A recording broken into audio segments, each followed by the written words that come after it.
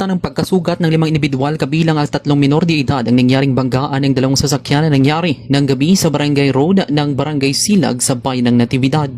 Minamaneho ng 26 anyos na isang babaeng may asawa, walang trabaho at walang lisensya ang isang itim at bughaw na tricycle na walang plaga kasamang 3 minor de edad na pasahero. Nakabanggaan niya ang isang orange na motorsiklo na minamaneho naman ng isang 31 anyos may asawa, construction worker na residente sa bayan ng Tayug kung saan ito ay walang lisensya at hindi nakasuot ng helmet.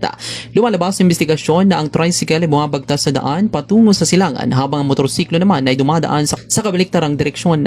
Nang makarating sa lugar ng insidente, umovertake ang motorsiklo sa tricycle at hindi napansin ang paparating na motorsiklo dahilan upang magbanggaan sila sa kabilang lane.